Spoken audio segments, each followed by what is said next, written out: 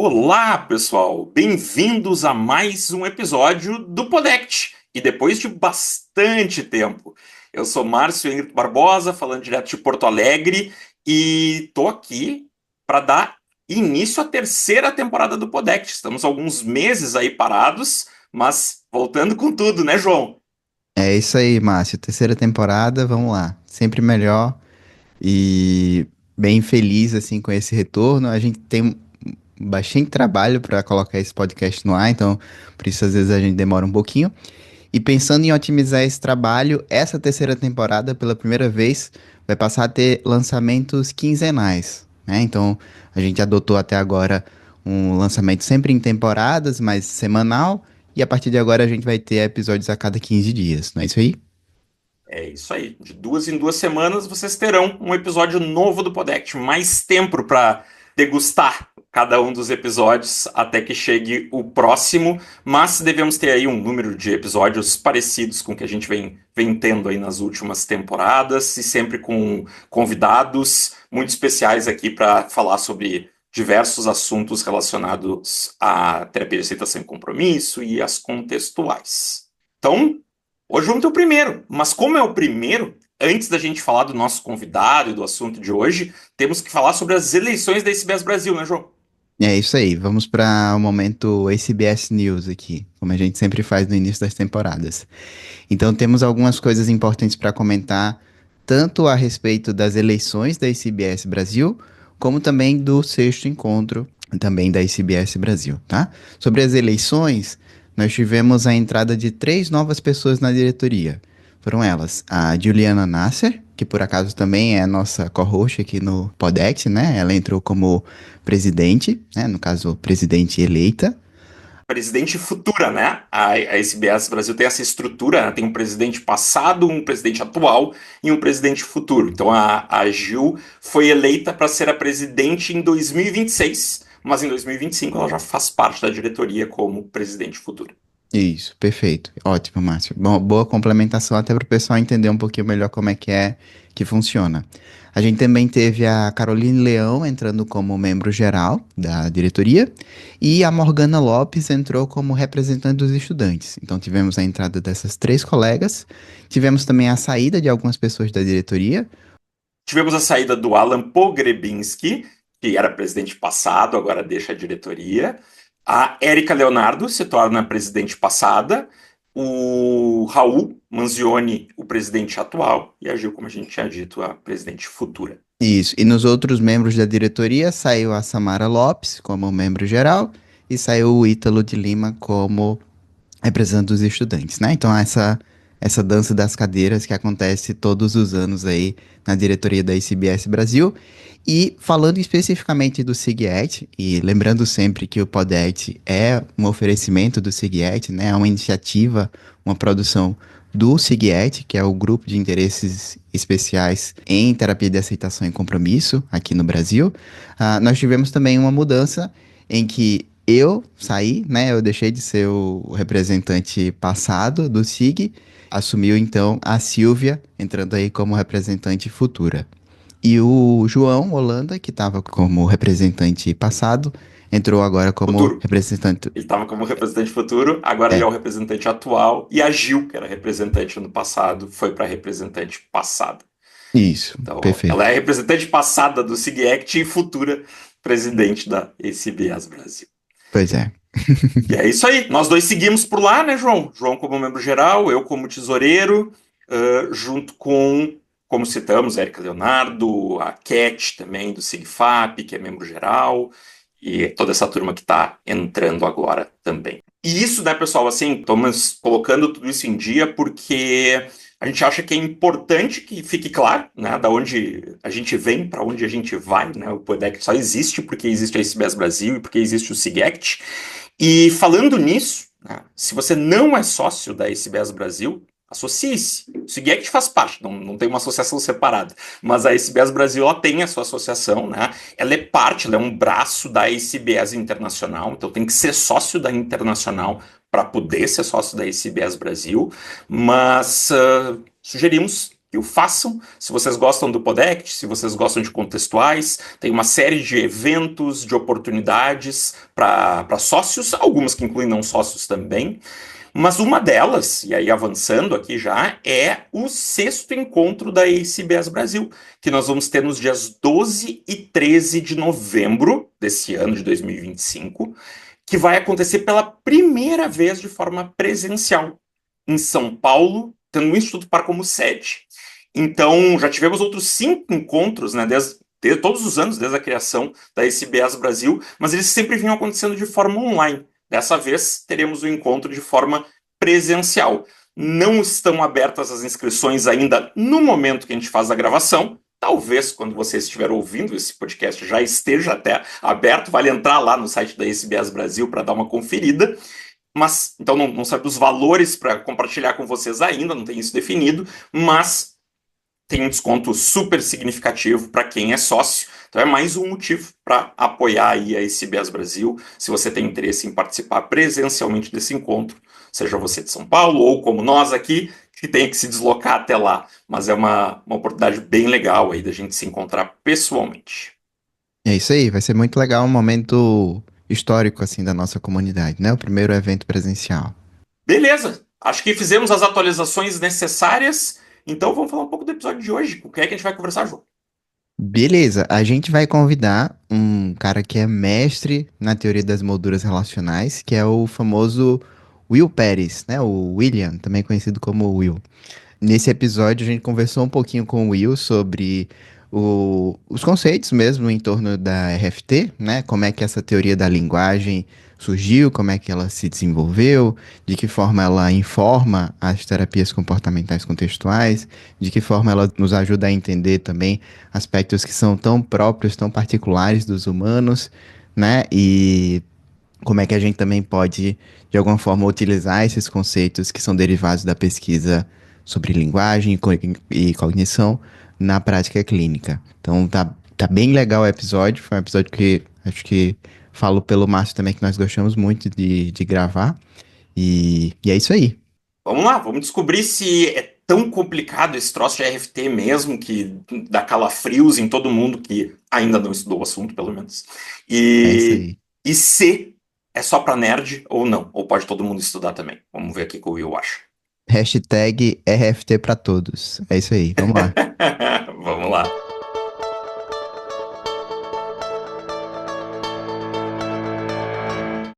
William Pérez, famoso Will, bem-vindo ao Podect, prazer te receber aqui.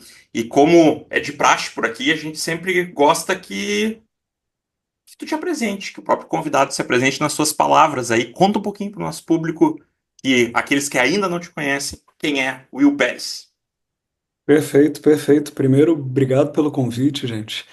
Eu assisto, né, os episódios do podcast, então estou muito feliz de poder participar, ainda mais para o tema que vocês me chamaram, né, que é um tema que eu me interesso bastante, que é a teoria das molduras relacionais.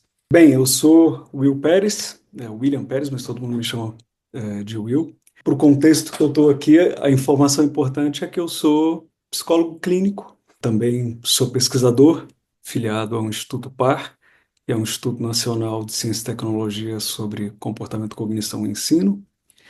E eu tenho muito interesse em dois temas que são caros aí à comunidade da ICBS, que é a teoria das molduras relacionais, ou RFT, Relational Frame Theory, e a ACT, que é a terapia de aceitação e compromisso. Eu trabalho no Instituto Par como professor, pesquisador, orientador, e junto com a Roberta Kovac a gente coordena um laboratório que é dedicado a esses temas, né? A gente faz pesquisas tanto sobre ACT, quanto sobre a RFT em colaboração com várias outras pessoas, vários outros pesquisadores no Brasil e no exterior. Então, são temas que eu gosto demais e que guiam boa parte aí do meu dia a dia, da minha atividade profissional e também um pouco da minha vida pessoal. Também me divirto pensando em pesquisa ou na minha vida pessoal, a ACT também traz alguma influência, né? De como lidar com as situações e com a minha própria condição, né? De humano, como todos que estão aqui, que também sofrem. Mais alguma outra informação que eu esqueci? Acho que tá joia. Vou deixar pro João a honra aí da primeira pergunta. Beleza, Will. Então, antes de qualquer coisa, né, muito honrado, assim, de receber você aqui, né, eu gosto muito de RFT e acho que em grande parte disso é por conta das aulas que eu tive com você, dos textos seus que eu li. Pô, que legal, que bom. E a gente tá pensando nesse episódio como algo que pode ser introdutório ao tema da RFT também para muitas pessoas. Então pode ser que aconteça de alguém escutar esse episódio sem nunca ter escutado falar sobre RFT, ou sobre só ter escutado o nome, mas nunca ter tido a oportunidade de se aprofundar. Sim. Então a gente queria que você pudesse explicar o que é a RFT de forma simples para uma pessoa que nunca ouviu sobre, ou que quando ouviu sobre não conseguiu entender muito bem. Então, como é que você explicaria o que é RFT para uma criança de 5 anos, assim? Rapaz, essa é difícil, mas eu vou tentar. Eu vou tentar. E esse é um desafio muito legal que você está colocando, João, porque quando a gente está enfiado no mundo da pesquisa e no mundo acadêmico, muito focado numa escrita acadêmica também, né? A audiência dessa narrativa é muito diferente da audiência que está aqui, né? Então, o nosso comportamento vai sendo modelado para chegar numa audiência muito especializada. E às vezes a gente esquece do principal, né? Que é as teorias como é o caso da RFT, né? Elas precisam ser úteis não só para uma audiência especializada, mas também para o cara que não está no mundo da pesquisa, mas para o cara que está no mundo da aplicação, né? Ou fico imaginando hoje em dia para um pai de uma criança com autismo que precisa aprender linguagem e não é um psicólogo, não é um geek de RFT, mas caramba, ele quer aprender algo sobre um protocolo que é baseado em RFT para poder aplicar com seu filho. Então, sim, a gente precisa aprender a criar essas narrativas, né? Eu, obviamente, não ensaiei nada, eu vou tentar fazer isso aqui. Eu peço a paciência de vocês, que vocês me ajudem também, porque é algo que eu tenho tentado me acostumar a falar disso para pessoas que não necessariamente são esse nicho de pessoas que estudam a EFT, mas pessoas que têm interesse. Então, eu acho que o que eu diria é que tem algo muito curioso no comportamento humano, né, que é um pouco diferente dos outros organismos, que a gente faz uma classe de coisas, um conjunto de coisas que outros organismos não fazem. Cada um dá um nome para essas coisas, e a gente tem vários nomes, mas eu acho que se a gente tiver uma conversa aqui mais solta, ninguém vai se opor se eu falar que, olha, humanos fazem uma coisa diferente. A gente tem linguagem, a gente se comunica de uma forma muito específica, a gente pensa, a gente tem cognição. Isso influencia boa parte daquilo que a gente faz. Agora, o cientista, ele vai ter que se perguntar, tá, que fenômeno é esse? Não é difícil da gente ver que humanos usam linguagem e o pensamento de uma maneira que talvez outros organismos não usam. Mas o que que é isso do ponto de vista científico? E do ponto de vista científico, quando a gente vai estudar algum fenômeno, a gente precisa de conceitos, de unidades de análise, como se fossem lentes para a gente olhar para o mundo e facilitar a gente encontrar esse fenômeno e diferenciar ele de outras coisas que estão acontecendo no mundo. O que a FT faz é fornecer um conjunto de conceitos para a gente estudar o que a gente chama de linguagem, cognição, pensamento, qualquer outro nome que a gente quiser colocar por aí, mas que diz respeito a essas coisas que parece que só os humanos fazem. E aí, mais especificamente, a RFT é uma teoria comportamental contemporânea desse fenômeno da linguagem e da cognição. A RFT é entendida como teoria das molduras relacionais, que é a tradução de Relational Frame Theory. E a RFT, ela começou como algo muito geek, assim, né, do Stephen Hayes, de tentar explicar um fenômeno super difícil e um conjunto de dados que estava aparecendo na análise do comportamento na década de 70, 80, início da década de 90, mas eu diria que a RFT ela foi ganhando um corpo ao longo das décadas, né, que deixou de ser uma proposta puramente conceitual, ou seja, com esse conjunto de lentes, né, para a gente enxergar o fenômeno, e ganhou um corpo importante aí de dados experimentais de pesquisa básica e de aplicações. E por que que isso é importante? Porque as teorias não se sustentam sem base empírica, né, sem pesquisas que testam essas unidades de análise que a gente constrói, esses conceitos que a gente constrói quando a gente cria teorias, e especialmente do ponto de vista das ciências comportamentais contextuais, da análise do comportamento, os conceitos e as teorias, eles precisam ser úteis. O nosso critério de se uma teoria é boa, que talvez seja diferente do critério de outras áreas, né? Não é se esses conceitos correspondem a algo, à realidade. A gente é mais pedreiro, assim. O nosso conceito é uma ferramenta. Esse negócio serve para eu quebrar parede, serve para eu martelar o que eu preciso colocar um quadro. Os conceitos são ferramentas que precisam ser úteis, né? E úteis como? Olha que baita desafio, cara. Se eu tenho uma teoria comportamental da linguagem da cognição, esses conceitos precisam me ajudar a prever e a influenciar virtualmente qualquer fenômeno relacionado à linguagem da cognição, né? Então, se eu estou falando de um clínico que está sentado conversando com alguém e que a ferramenta de trabalho desse clínico é o uso da linguagem, a RFT tem que ajudar esse clínico a fazer um uso muito afiado, muito preciso da linguagem para produzir o efeito que ele quer numa intervenção e ajudar essa pessoa que está sofrendo. Outro contexto. Eu estou trabalhando com crianças com desenvolvimento atípico, crianças neurodivergentes que têm dificuldade na aquisição de linguagem nas contingências naturais que a comunidade verbal dispõe. A RFT precisa me informar que tipo de coisa eu faço para que essa criança aprenda a fazer o uso da linguagem.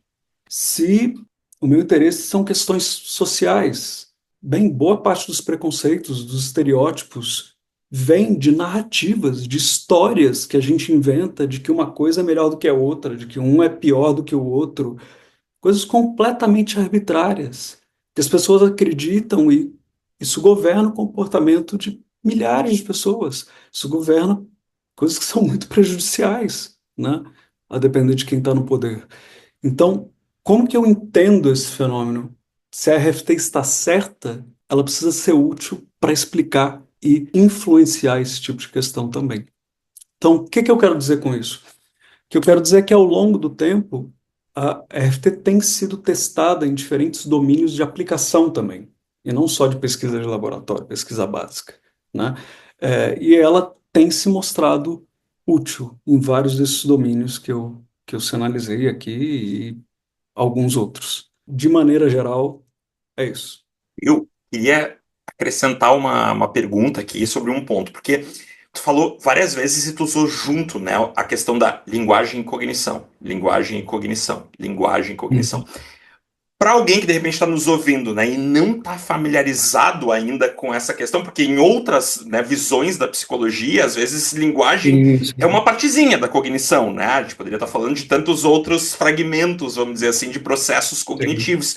Mas para RFT e, consequentemente, depois para ACT também, a gente tem uma compreensão diferente disso, né? Tu pode explorar um pouquinho mais essa parte?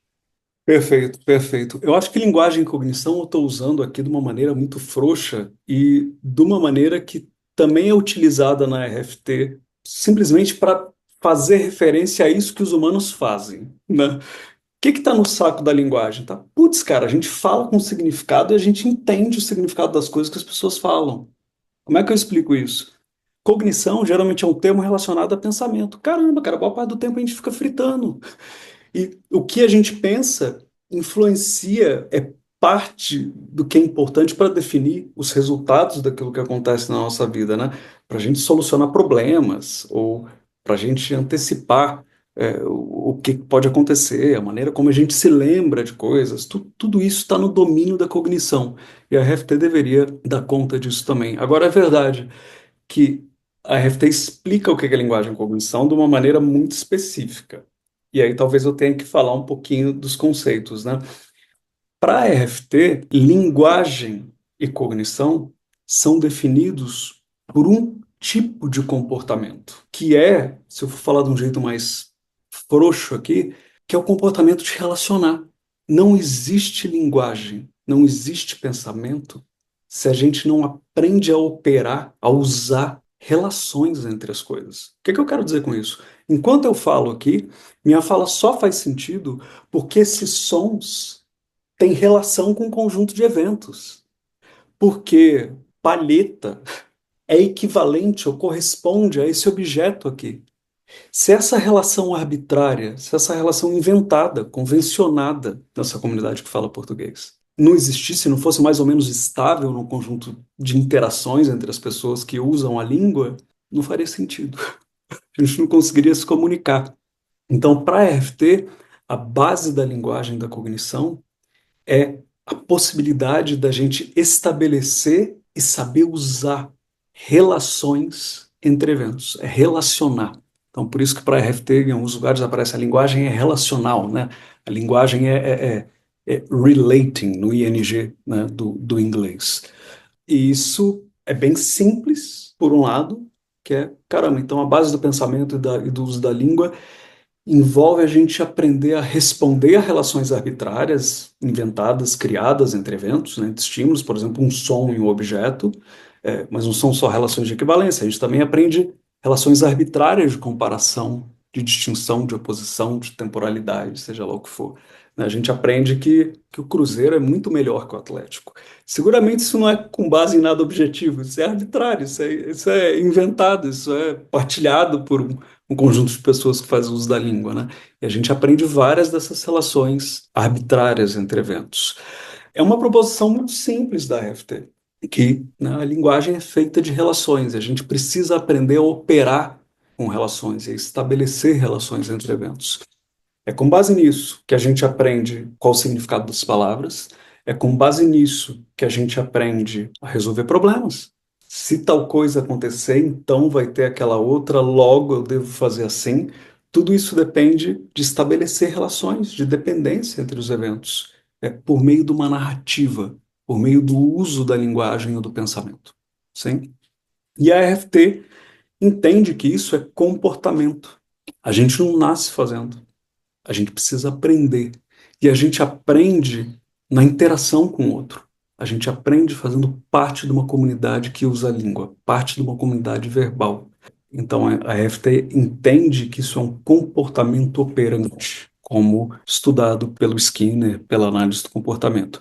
E sim, a FT é uma teoria comportamental, uma teoria behaviorista, contextual da linguagem. E olha só que curioso, né? As implicações que uma concepção assim traz. Vamos pegar algum outro fenômeno da cognição. Por exemplo, inteligência. Inteligência é uma coisa do domínio da cognição que é muito estudado da psicologia, beleza? Eu vou simplificar um pouco aqui para fazer um ponto, tá? Não é exatamente como eu estou falando, mas para ficar fácil para a audiência. Inteligência, geralmente, ou por muito tempo, foi visto como um traço. É algo que a pessoa tem e ela tem um tanto de inteligência, que a gente mede por alguns testes, por exemplo, teste de QI, beleza? Qual que é a implicação de um traço? Um traço é uma coisa estável ao longo do tempo. A pessoa tem esse nível de inteligência e é isso aí. Nasceu assim, morre assim e fechou, não é? Se linguagem e cognição tem como base o relacionar, olha só, a derivação da RFT. Pera lá, inteligência não é um traço. Se eu ensinar esse cara a relacionar, aprender a estabelecer relações entre eventos de uma maneira fluente, flexível e rápida, ele vai melhorar o teste QI. Adivinha?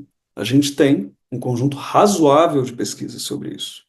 Inclusive, eu acho que inclusive tem uma meta-análise já para avaliar o tamanho de efeito de intervenções de RFT para melhorarem os coeficientes de inteligência, né? Então, a maneira como a gente compreende os fenômenos por meio dos conceitos tem implicações do como que a gente vai lidar com esses fenômenos e por onde a gente pode influenciá-los, né? Então, acabei de dar um exemplo bem simples, bem, para a RFT, inteligência não é um traço, né? Se o conceito da RFT diz que, bem, qualquer coisa do domínio da linguagem de cognição envolve a habilidade, o comportamento de estabelecer relações, responder a relações entre eventos. Se eu ensino a pessoa a fazer isso de uma maneira mais fluente, mais flexível, mais rápida, putz, isso vai melhorar os scores de inteligência. Bom, e é isso que acontece. Acho que é um pouco essa especificidade da RFT, né? De enxergar esse fenômeno como um comportamento que envolve responder a relações arbitrárias, relações convencionadas entre estímulos. E aí, mais tecnicamente, o que a gente vê nos livros de RFT, que assusta as pessoas, é que quando a gente vai definir que comportamento é esse, a RFT chama de responder relacional arbitrariamente aplicável. Que diabo é isso? Responder relacional é aprender a responder a relações entre eventos, né? Bem, esse som tem relação com isso aqui, significa palheta. O que é arbitrariamente aplicável? Bem, para a linguagem funcionar, a gente tem que aprender um conjunto de relações que são convencionadas nessa comunidade que faz uso da língua. Se eu for lá para os Estados Unidos, isso daqui chama outra coisa, não é? São outras relações convencionadas, inventadas, arbitrárias. E essas relações são aplicadas ao contexto de uso da língua, né? Então, por isso, responder relacional, arbitrariamente aplicável. Responder a relações arbitrárias, convencionadas por uma comunidade que faz uso da língua.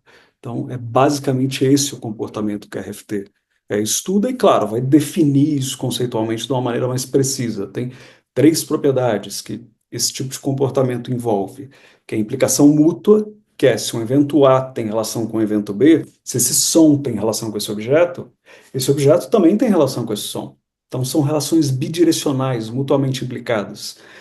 Essas relações bidirecionais podem ser combinadas, criando redes de relações. E é isso que a gente faz usando a linguagem, né? Então, isso aqui chama palheta eu uso para tocar guitarra. Então, as coisas já começam a se conectar de uma maneira que fica mais complexa.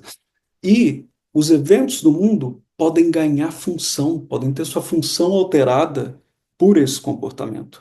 Então, eu posso descobrir que essa palheta aqui, especificamente, ela é muito boa para o uso que eu quero fazer, não porque eu peguei e usei, mas porque alguém me falou, essa palheta é muito boa para fazer tal coisa.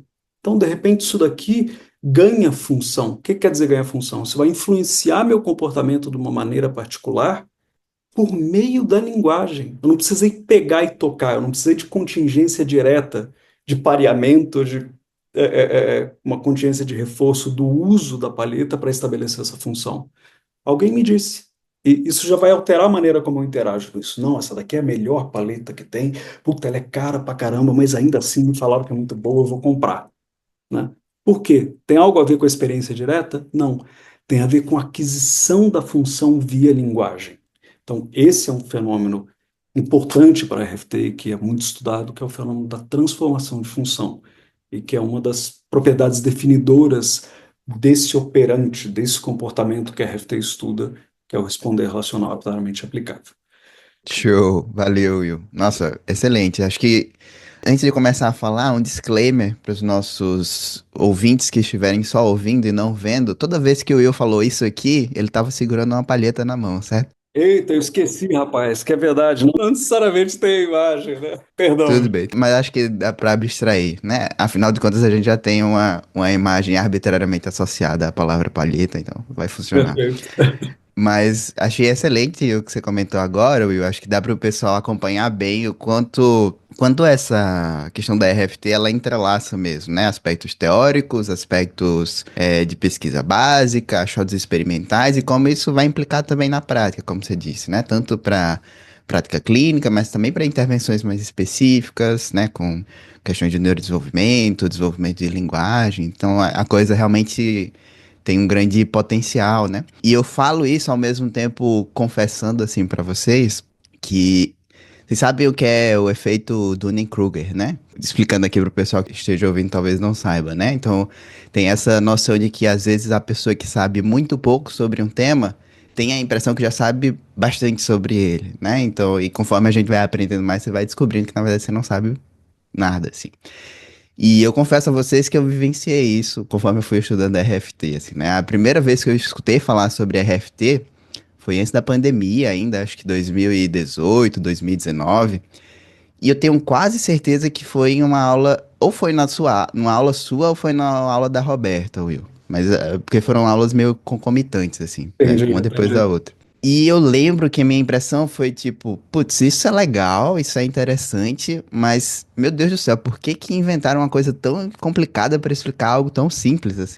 Essa foi a primeira impressão, assim, tipo, não precisava ser tão complicado assim e tal. Na Entendi. verdade, conforme eu fui entendendo mais e fui estudando mais, acho que ficou mais claro para mim o quanto essa é uma perspectiva revolucionária, assim, dentro do campo, eu diria, né? De você poder realmente trazer algo novo a uma perspectiva teórica, um campo de aplicação também da psicologia, que até então já estava bem estabelecido, né, na análise do comportamento aplicada, baseada no comportamento operante, respondente e tudo mais.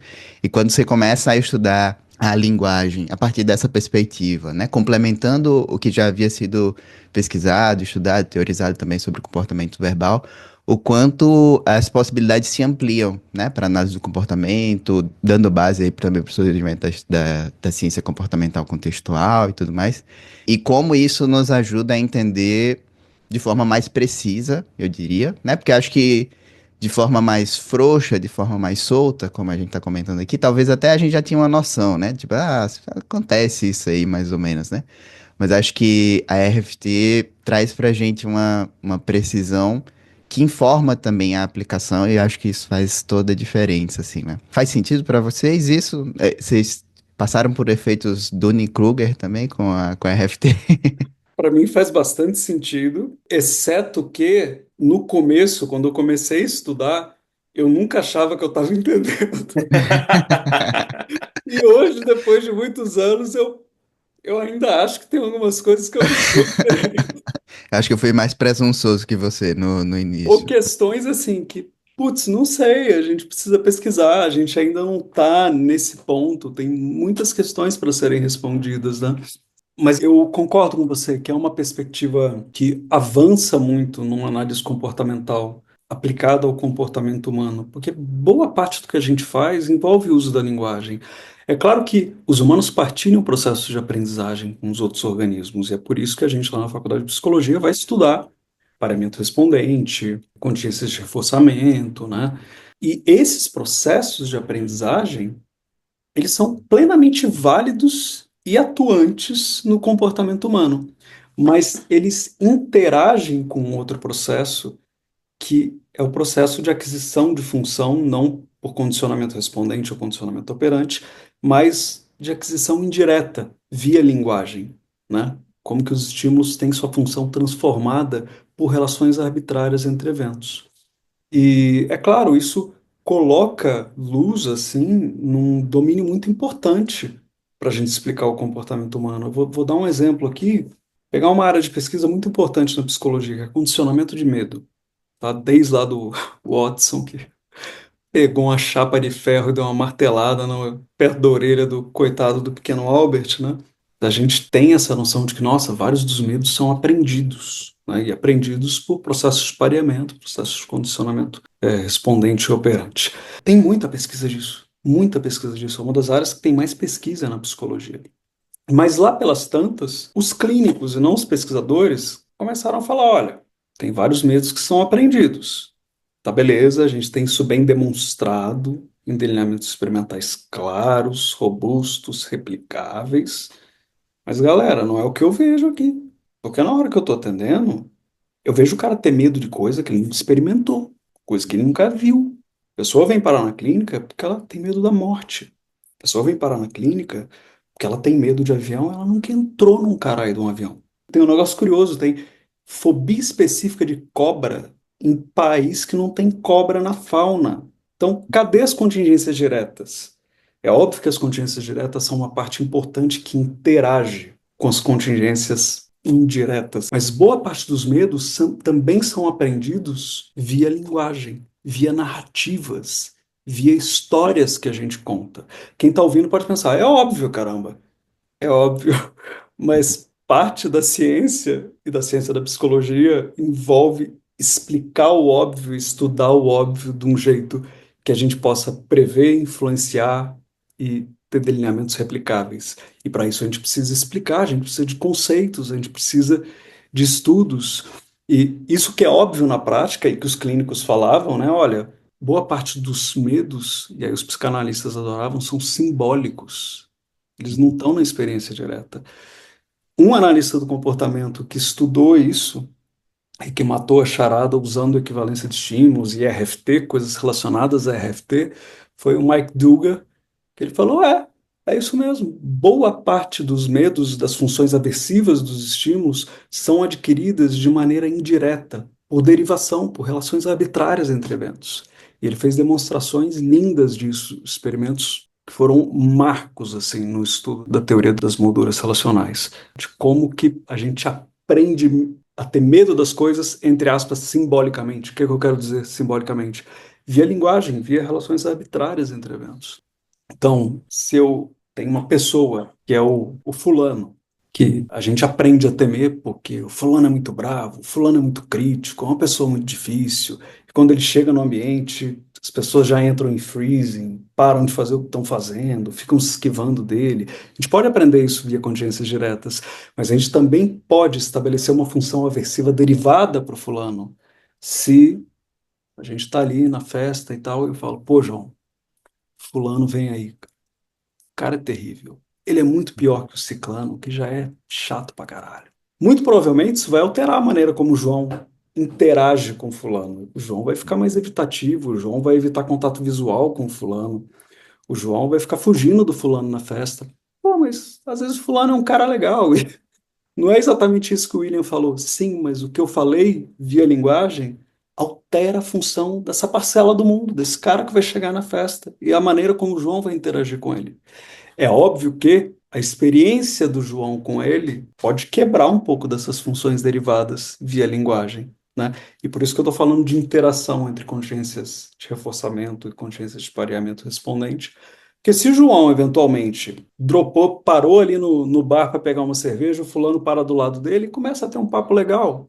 Bem, isso vai quebrar um pouco do efeito da influência verbal, da influência do que eu falei sobre o fulano. E o João vai começar a responder uma consciência direta ali, como que é a interação com o fulano. Pô, o fulano não é tão ruim assim. Então, são processos de aprendizagem que interagem, mas é impossível a gente falar de comportamento humano sem considerar que uma parte importante do que define o comportamento humano são o que a RFT chama das funções derivadas, das funções adquiridas indiretamente via relações arbitrárias entre eventos, via linguagem. Não sei se eu respondi tudo, ou se eu comentei tudo, João, mas vai me lembrando aí. Até teria vontade de instigar mais a discussão, mas de olho no nosso tempo, segue daí, Márcio. Porque acho que tem alguns pontos que o Will tá tocando que talvez a gente volte mais ao final aqui do nosso episódio ainda. Mas um ponto que eu queria explorar, assim, porque eu achei muito legal os exemplos que tu foi trazendo, porque eu acho que eles já vão nos ajudando que nós somos clínicos, muitos dos que nos ouvem são clínicos, e muitas vezes quando a gente se depara com RFT e tenta entender isso um pouco melhor, né? Eu preciso mesmo entender tudo isso, né? Eu preciso ler esse livro todo e estudar esses capítulos e esses artigos para entender o sofrimento humano. E acho que tu traz alguns exemplos bem didáticos, assim, de como, olha, que tu precise estudar RFT para notar ou compreender que há sofrimento, né? Nomear sofrimento, mas que isso pode te ajudar a entender como isso se constrói ao longo da história de uma pessoa, ou diferentes caminhos que podem levar a essa construção. Agora, isso é uma coisa que em mim pega de vez em quando, que é assim, quanto mais eu mergulho nisso tudo, mais tenso eu fico de, puxa, tudo que eu falo numa sessão está influenciando esse paciente, né? Não tem comentário aleatório aqui, assim, que não possa estar gerando algum tipo de interação. E acho que essa é a pergunta que eu queria te fazer, assim, né? Que diferença faz a gente conhecer esses conceitos, conhecer, né, essas evidências, como terapeutas, né? E especialmente pensando aqui no nosso público e nós mesmos, terapeutas ACT. Sim, sim, perfeito. Boa pergunta. E eu acho que essa pergunta leva para dois caminhos. Um que talvez a gente explore depois, que é, tem uma coisa na comunidade da ICBS de que todo mundo chega na ICBS porque quer aprender ACT. E, eventualmente, alguém esbarra em... Tem aquele negócio de RFT lá que é muito difícil, mas, cara, nem olha, você esquece, isso daí é muito complicado, foca em aprender ACT, deixa RFT para lá. Então, RFT é meio uma coisa nichada e tem uma mítica de que esse treco é muito difícil, possível de compreender, por aí vai, né? Mas a pergunta que você traz é um pouco depois disso, né? Ou talvez tentando motivar um clínico a estudar RFT.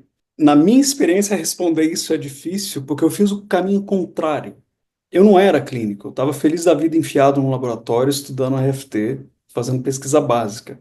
Eu virei clínico depois que eu fui fazer um workshop com o Stephen Hayes, na época que eu estava fazendo doutorado nos Estados Unidos. E na minha ingenuidade, que não sabia direito ainda a diferença de ACT e RFT, esse bando de letra aí, eu queria conhecer o cara que criou esse treco. Só que o Reis criou as duas coisas. Ele criou a ACT, que é a intervenção clínica, o modelo clínico, e a RFT, a teoria comportamental da linguagem da cognição.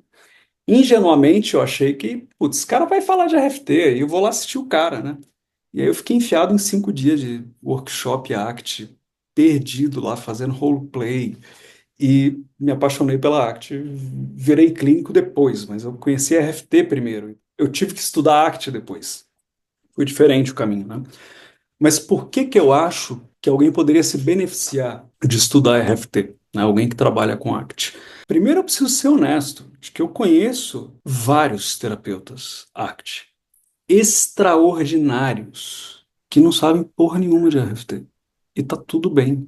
Eu brinco assim, uma das melhores cozinheiras que eu conheci, a avó do meu compadre, faz tudo com uma faquinha de cozinha que já perdeu a serra. E cozinha bem demais. Ela não precisa de uma faca guinso ou de uma katana japonesa para poder cortar bem as Pacaguinso coisas. limitou aqui a compreensão só quem Denunciou a nasceu. idade agora, né? Vou confessar pra vocês que eu nem peguei a referência, pô. Pois Já é, a é. faca Guinso era uma faca que cortava tudo, assim, era uma faca extraordinária que tinha propaganda na TV nos anos 80. Enfim, ela faz bem o que ela faz, ela cozinha bem, né? E eu acho que tem vários terapeutas active que fazem muito bem o que fazem. Agora, eu acho que muito provavelmente, se essa pessoa cozinha bem, pegar uma faca super afiada, talvez ela faça melhor, talvez ela faça de uma maneira mais precisa, talvez ela gaste menos energia para fazer. Talvez ela possa fazer coisas que ela não podia antes com uma faca mais afiada. Entende?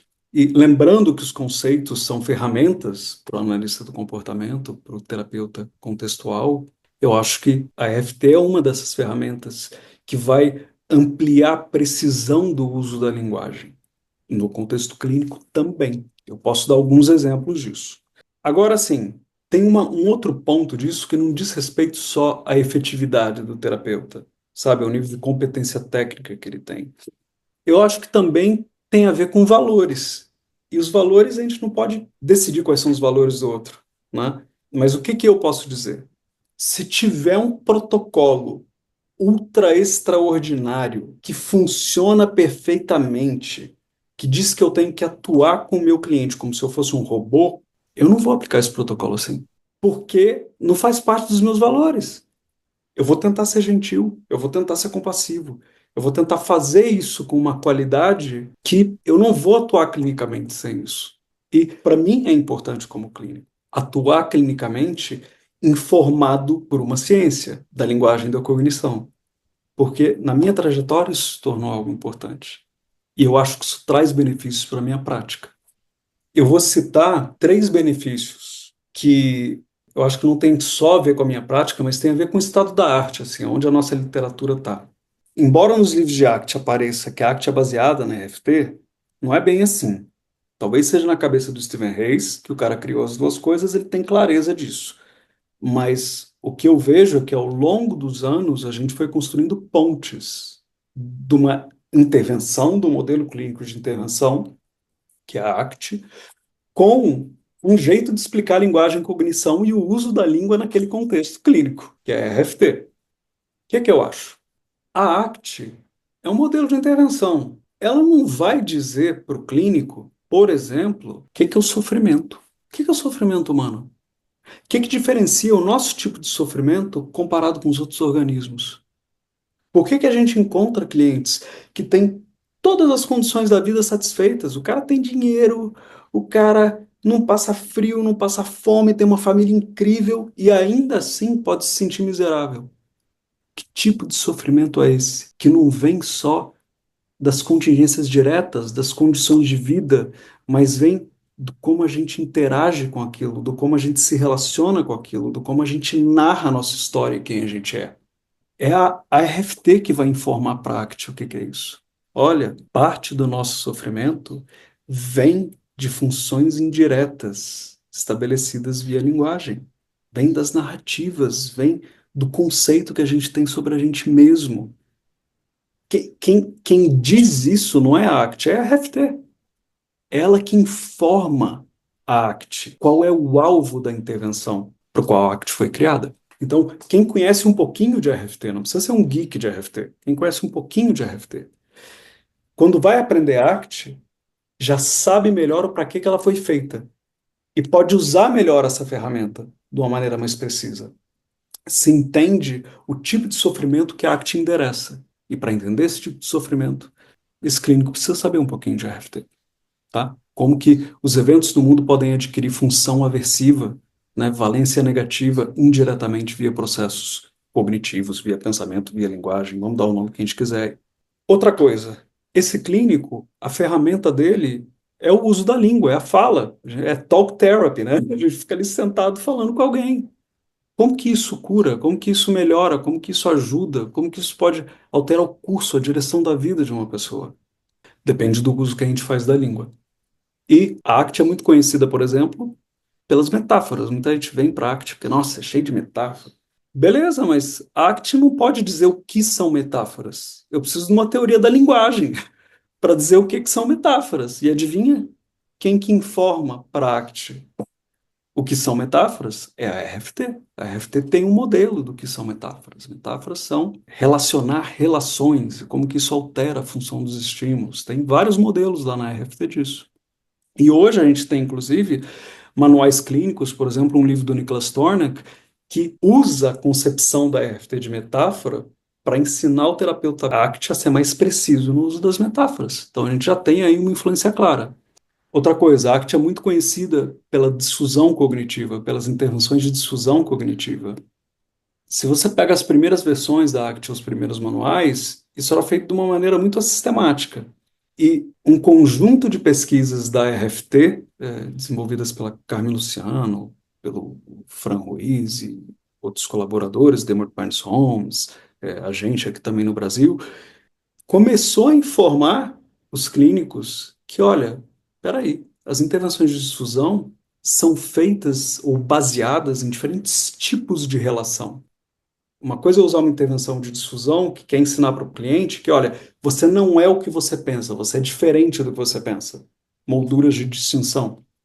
Outra coisa seria usar uma intervenção com molduras de hierarquia, né? Que, olha, o que você pensa é parte do que você é, mas não é tudo. E você pode interagir com essa pequena parte sem querer precisar limar ela de você, né? É um outro jeito de fazer a intervenção. Pelas pesquisas em RFT, hoje a gente sabe que o segundo jeito funciona muito melhor do que o primeiro. E a gente sabe disso não por conta da ACT, a gente sabe por conta das pesquisas de RFT informando a ACT. E isso acho que já é razoavelmente estabelecido, que inclusive alterou o manual clínico, o Learning Act, a segunda edição já toma esses dados em consideração. Então, acho que sim, um clínico tem muito a ganhar se aprende um pouco de RFT.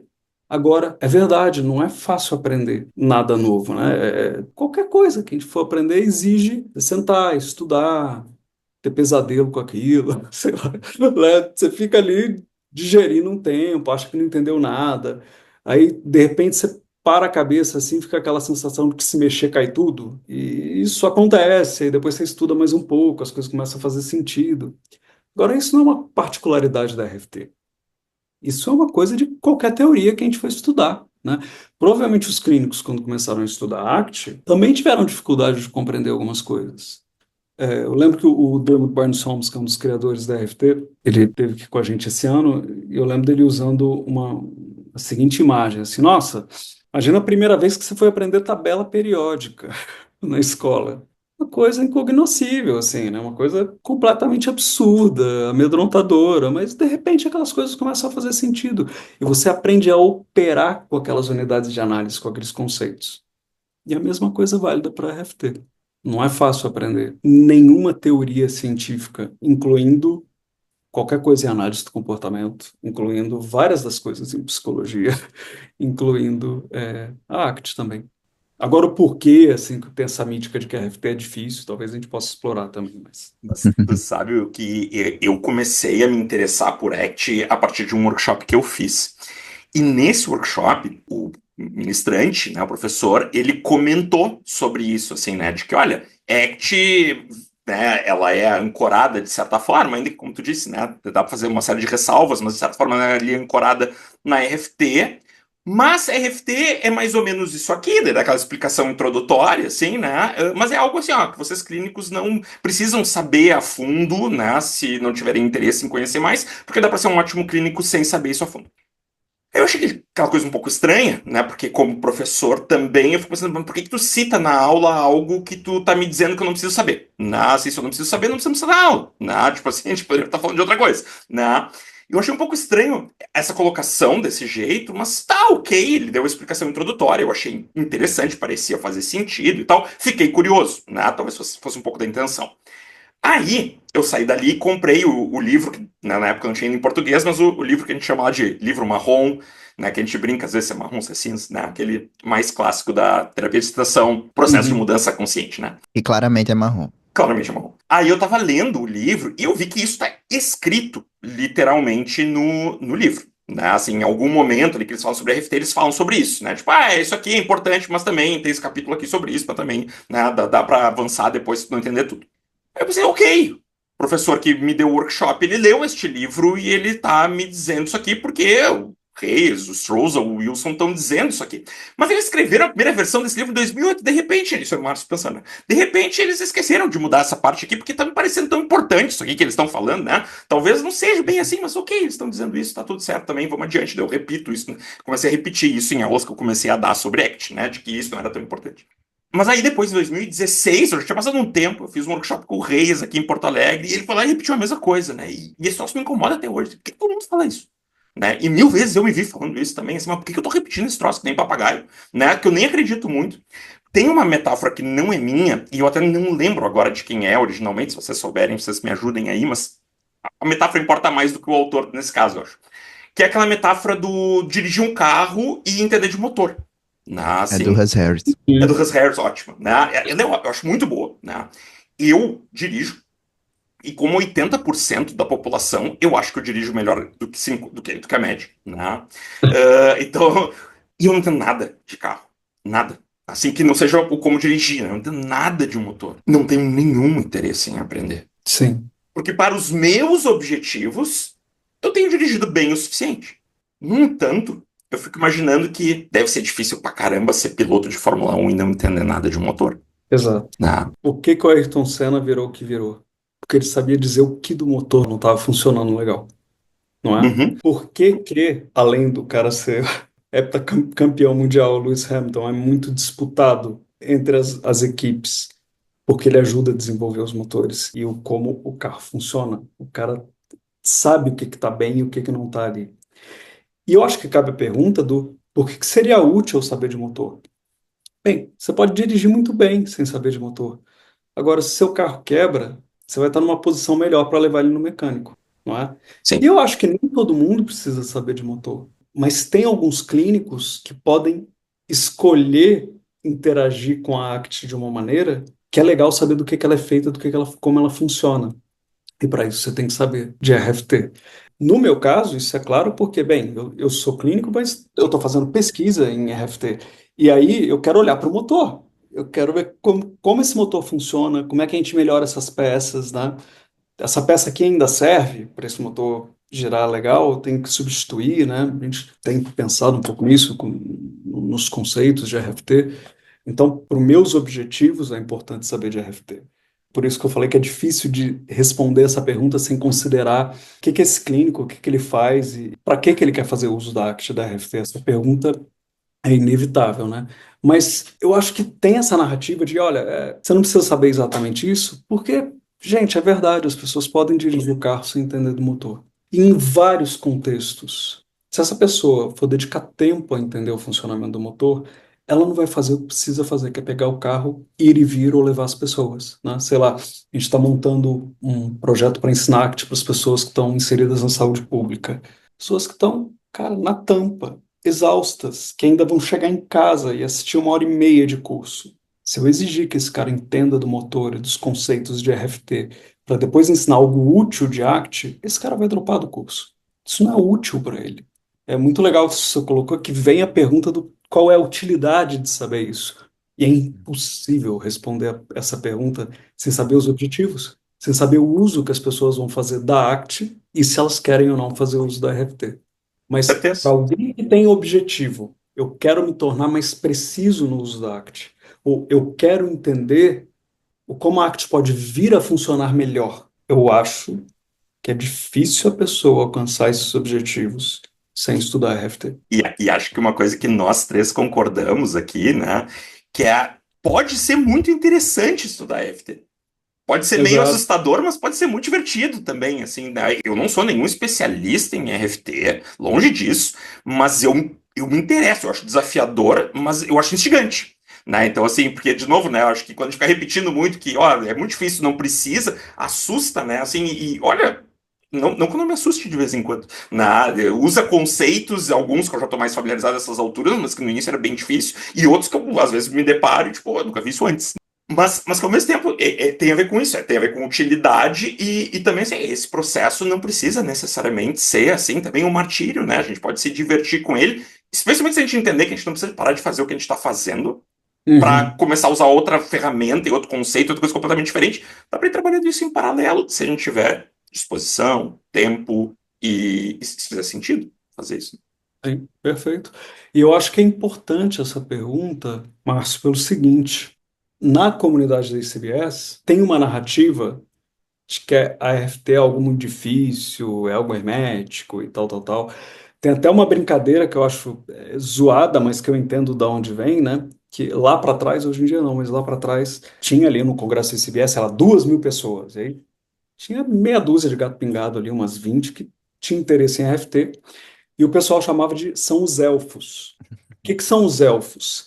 É uma raça pretensamente superior que fala uma língua que ninguém entende. E eu acho uma metáfora razoável, porque, é claro, eram pessoas que estavam ali do alto de que eu entendo de pesquisa básica, e vocês aqui não entendem, e a gente fala uma língua que vocês não entendem mesmo. Eu não acho que isso era feito deliberadamente, mas é porque geralmente, cara, quem vai entender de RFT é um bando de geek socialmente awkward igual eu e tal, que tá lá fritando em coisa de laboratório, não é gente que tem habilidade, traquejo. Se fosse, teria terapeuta, caralho, entendeu? Eu fui aprender isso depois. Claro, tô fazendo um exagero aqui, né? Mas era um bando de cientista maluco enfiado numa salinha falando da mesma coisa durante 5 dias. E que tinha dificuldade de estabelecer um diálogo com essas outras pessoas que faziam psicologia clínica e que estavam cuidando do sofrimento humano, entendeu? Então, por muito tempo, foram comunidades meio que uma que não conversava muito com a outra. E eu acho que parte disso teve a ver com, bem, o elo de tudo isso era o Stephen Hayes, que conhecia muito bem a RFT porque ele criou e conhecia muito bem a ACT porque ele também criou. Porém, os primeiros livros de RFT eram muito herméticos, eram muito difíceis de entender, eram muito bélicos também. E acho que isso é partilhado, talvez esteja ecoando um pouco aqui do que o próprio Dermot fala, Dermot Barnes Holmes. Não leiam o livro roxo, que é o primeiro livro de RFT. Porque, cara, vamos ser honestos, não é a melhor coisa para você ler hoje em dia. Tem coisa muito mais didática, muito mais tranquila, muito mais amigável, muito mais útil para quem é clínico. E é mais fácil se aproximar da RFT hoje. Naquele tempo não era, era hermético mesmo, era difícil de entender. Pressupunha o cara ter um conhecimento importante, vasto de análise do comportamento, de pesquisa básica, sabe? Hoje em dia eu acho que não é assim. A gente está numa posição melhor para criar esse diálogo, esse espaço com os clínicos e dos clínicos se interessarem pela RFT. No entanto, eu acho que cabe dizer que somos poucos tentando fazer isso. Você vai, sei lá, pega o último congresso da ICBS em Buenos Aires. Quantas coisas de RFT tinha lá? Quase nada, né? São sempre as mesmas pessoas. Tá lá Carmen Luciano, o Fran, a gente. Eu sempre fico mal de começar a dar nomes e de esquecer outros nomes, né?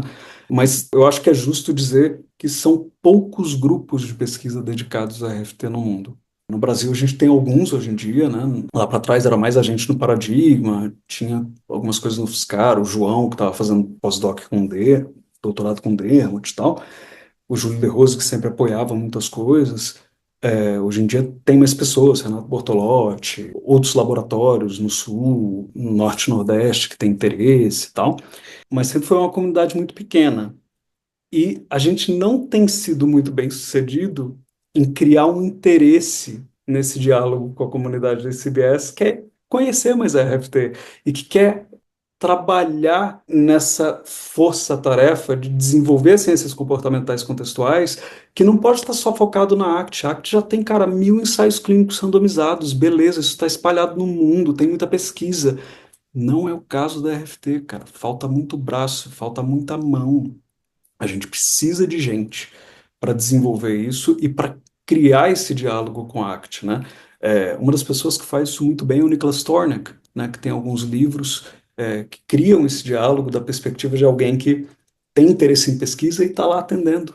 Mas a gente precisa de mais gente nesse esforço. E eu acho que esse podcast, estou pensando agora nisso, né? Caramba, talvez cumpra um pouco dessa função de criar um diálogo que gere algum interesse sobre a RFT, porque isso é o papel nosso dos pesquisadores.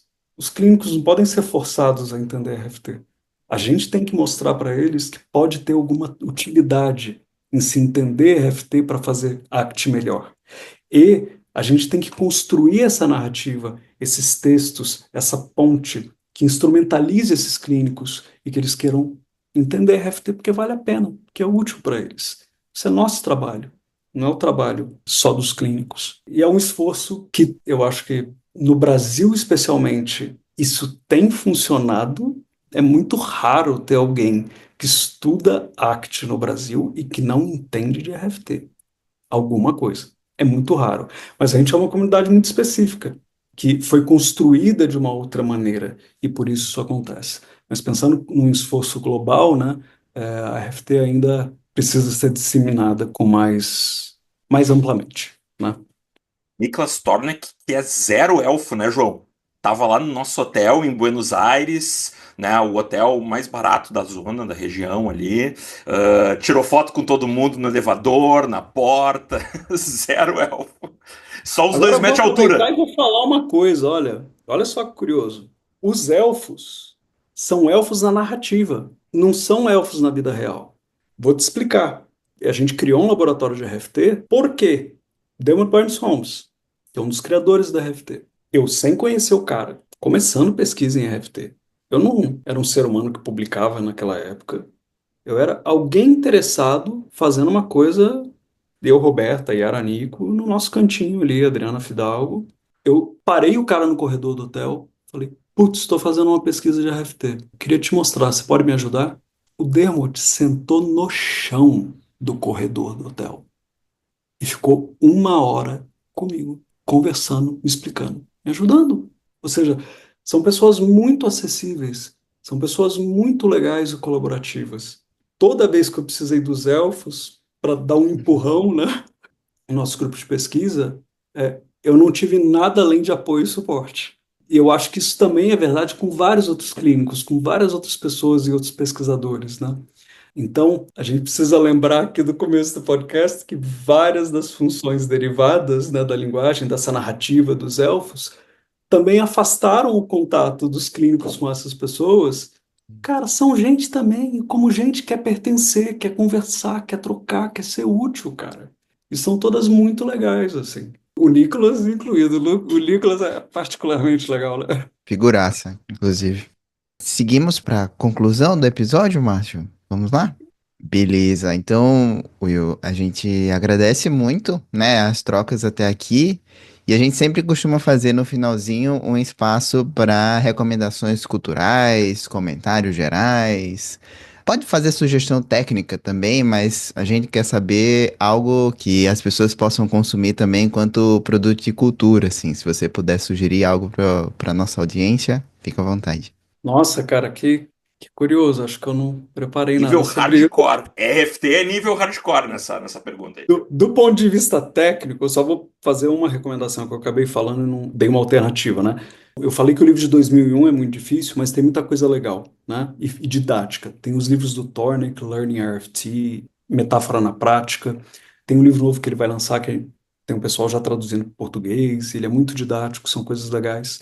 Em português, tem artigos do nosso grupo de pesquisa, tem um livro nosso sobre RFT, que é Teoria das Molduras Relacionais. Para quem tá no vídeo, tá na mão do João Ah, ali. tá aí, legal, legal. Tem um livro que a gente editou, que também é um livro didático. Tem bastante material hoje em dia muito mais amigável. Agora, do ponto de vista de cultura, você diz assim, música. Alguma coisa da cultura pop que te faça Tá. criar alguma relação arbitrária aí com Cara, a cultura RFT. pop, eu sou muito ruim. Meu cunhado, ele é produtor musical da Globo, ele sempre vem gravar ó, a galera e tal. Gravei fulano, gravei ciclano. Quem é essa pessoa? Não faço a menor ideia. Então, cultura pop, cara, eu sou muito ruim. Literatura, eu já tentei me embrenhar em literatura, cara, mas eu sou ruim nisso também. Eu não consigo muito ficar imerso em narrativas fantásticas e tal. Eu me divirto lendo paper, acredite se quiser, assim. Tem uma coisa que eu pego para ver nas horas vagas porque eu acho divertido e é isso. Mas o que eu sim gosto é muito é de música. E falando de cultura, assim, tem uma parte da cultura brasileira que eu acho que é muito importante e que eu gosto bastante, que é pouco conhecida, porque hoje em dia não está na grande mídia, que é a música feita com a viola de 10 cordas, a viola caipira, ou a viola brasileira, que é um instrumento de 10 cordas derivado do alaúde, trazido de Portugal, durante a colonização. É um instrumento lindo, que é muito associado à música caipira, né, que ficou muito conhecida uma época, né, no século passado especialmente, ganhou muito destaque na mídia, mas, para além disso, tem coisas interessantíssimas e belíssimas, instrumentais, assim, de música caipira, de música de viola caipira. E tem um cara que eu gosto muito, e eu vou citar porque ele também tem relação com a psicologia, é o Ivan Vilela. Ele é um músico que abriu a cadeira de viola na USP, e ele é um compositor que tem discos belíssimos, e ele estudou psicologia. O Ivan, ele foi contemporâneo meu no doutorado, só que ele fazia com a Ecléa Bossi lá na USP. Ele estudou memória. E a tese de doutorado dele é um livro lindo sobre viola e como que isso influenciou a cultura brasileira e a memória de várias pessoas. E o Ivan, além dessa ponte com a psicologia, eu acho que ele tem uma discografia belíssima, assim, instrumental. É algo da cultura brasileira que a gente não vê muito na grande mídia, e eu recomendo fortemente escutar esse instrumento que é tão caro, tão importante na cultura brasileira e que está sempre nas mãos do povo. Não está no foco da grande mídia, não está na onde está o dinheiro, está nas pessoas mais simples, está numa parte da história que geralmente não é narrada, porque não é da classe dominante. E essa música tem um lugar importantíssimo na nossa cultura e as pessoas não conhecem. Então, eu sugiro, como um brasileiro que é interessado em cultura brasileira, que gosta muito do instrumento, da construção, tem algumas violas ali, divulgar esse tipo, essa música, né? A viola, da viola de 10 cordas, viola brasileira, tanto cantada, né? Como a gente pode ver na música caipira, mas também a viola instrumental, particularmente a discografia do Ivan Vilela e a tese dele, que é muito boa e que está em livro. Acho que é isso, pegou de surpresa, cara. Muito legal. Inclusive, aguardo o paper falando sobre viola em uma visão contextualista funcional. Opa, bora lá. Então, primeiro. Tá, a minha dica cultural também vai ser uma coisa que eu gosto muito. Na verdade, é o tipo de coisa que eu sempre quis recomendar, mas nunca tive um momento oportuno, que eu não tava no episódio de selfie. É... mas que acho que agora se integra bem e que acho que conversa bem com a RFT, porque para mim um dos processos, uma das concepções mais interessantes que a RFT tem é justamente sobre como a gente pensa nesse eu verbalmente construído, né? Esse eu que também é fruto de narrativas e também é aprendido, né? Então, o comportamento de relacionar coisas ao eu e também de diferentes formas, né? E minha recomendação é literalmente o meu quadrinho favorito da vida, que é o Monstro do Pântano, de Alan Moore. São esses três livros verdes aqui, quem tá vendo aqui. Essa é a versão mais cara, mas tem versões, vocês encontram versões mais acessíveis também. Que é uma história muito legal, é uma história fantástica, é uma história meio de terror e coisas do tipo, mas sobretudo porque tem essa estrutura narrativa em que o protagonista parte de um ponto em que ele tem uma concepção muito forte sobre quem ele é, ou o que ele é, e ao longo da história ele descobre que ele é muito mais do que ele achava que era, assim. Então é quase como se, de fato, ele tivesse uma mudança na concepção sobre si conforme vão acontecendo certas coisas e tudo mais.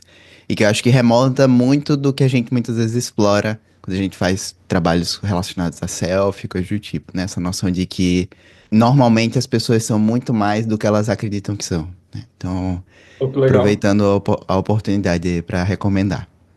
Tinha certeza que o João ia nos salvar, porque eu tava assim, sem nenhuma ideia do que sugerir. Mas sabe que ouvindo aqui vocês, e ao longo do episódio, me vieram algumas ideias que eu queria compartilhar assim, nesse momento, que é uma, eu fiquei pensando assim, ó, o que eu vou recomendar, na verdade, é só assim, consumam, porque cultura, né? Porque assim, eu gosto muito de ficção científica, gosto de fantasia, tanto em literatura quanto em cinema, coisas desse tipo. E na verdade, assim, é graças à linguagem e à cognição que a gente consegue, né, se identificar com esses personagens de uma vida não vivida, de um mundo que não existe, né, e conectar com isso através de um livro, por exemplo, né, e construir imagens e cenários e conexão emocional com coisas que não estão aqui e agora em contato com a gente, assim, né. Então, acho que essa é a primeira coisa, né, que me ocorreu. Mas aí, pensando nisso, eu me lembrei de alguns filmes, dois filmes mais especificamente, mas existem outros que têm estruturas um pouco parecidas aqui, que certamente que me fogem agora de memória, que são esses filmes que eles vão te mostrando, te contando uma história e algum evento ao longo do filme muda como tu estava entendendo tudo que tu estava vendo até então, assim, né? Que tem uma virada que dá outro sentido a tudo que tu estava assistindo. E aí eu lembrei do Brilho Eterno de Uma Mente Sem Lembranças, né? Que é um filme antigo, já de 2004, mas super famoso, assim, se alguém não assistiu aí, acho que vale muito, assim. E tem um outro, ainda um pouco mais antigo, que tem, é uma narrativa bem diferente, mas tem uma construção que tem semelhanças, que se chama Amnésia, que daí é um filme mais na linha do filme policial, vamos dizer assim, né, da investigação, mas que também tem um pouco dessa construção, assim, tu tá vendo uma narrativa e daqui a pouco algo novo dá outro significado para tudo que tu tinha entendido até então, assim, né? Então, acho que a RFT pode nos ajudar a entender um pouco essas construções. Então, pera aí que de filme eu lembrei de um que eu quero falar. Eu acho que você tocou num ponto importantíssimo que é, caramba, olha só, né, que coisa trivial da linguagem. A gente vê um bando de rabisco num papel e a gente se emociona e a gente passa por uma experiência como se a gente estivesse ali naquela situação. Como que a gente explica isso? A RFT explica. A gente não tem como entender isso sem compreender como a gente reage a símbolos e como esses símbolos podem adquirir função derivada. Então, tá aí um ponto, um exemplo incrível que você deu. E tem um filme extraordinário sobre o tema da linguagem da cognição, que é um filme muito antigo, que ganhou o Oscar, é um filme em preto e branco que eu não canso de assistir, que é O Milagre de Annie Sullivan. Em inglês é The Miracle Worker. Esse filme é extraordinário por várias coisas, porque o filme é extraordinário, mas que conta a história da Helen Keller, de uma pessoa que não via, não falava e não escutava, e aprendeu linguagem. Sim, o filme conta um pouco desse processo.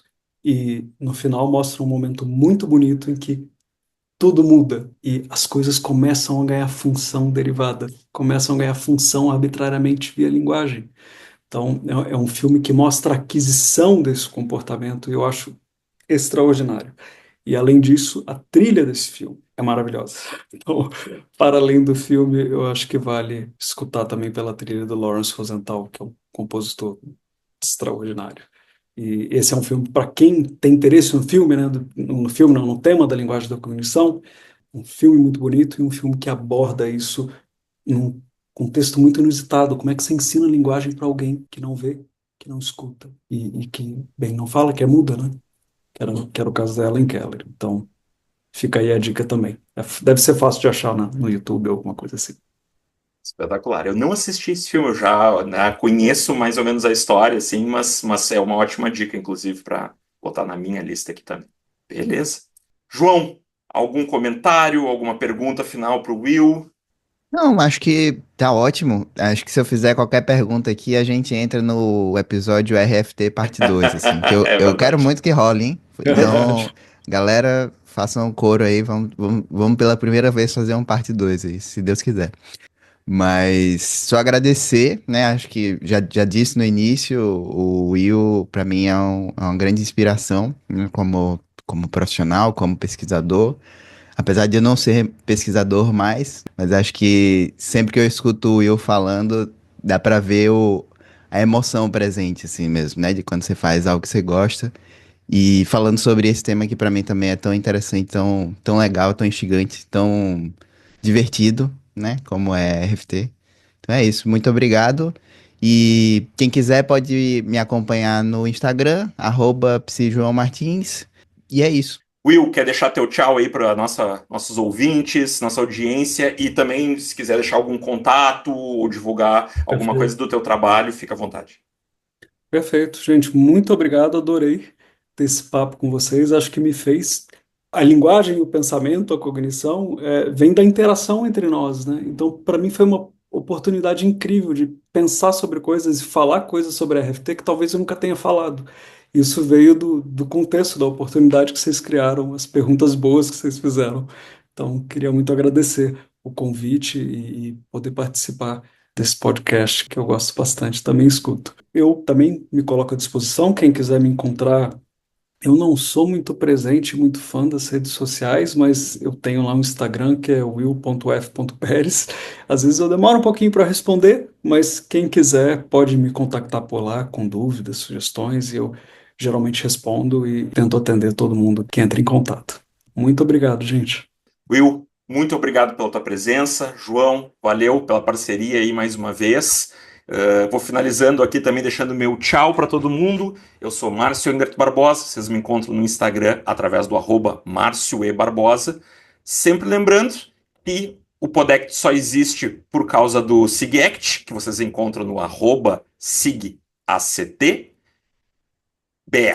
É isso, né? SIGACTBR, que, por sua vez, só existe por causa da ACBS Brasil. Se ainda não é sócio, associe-se. Você encontra a ACBS Brasil no Instagram através do @ACBS Brasil. Feito, pessoal. Valeu e até o próximo episódio. Valeu!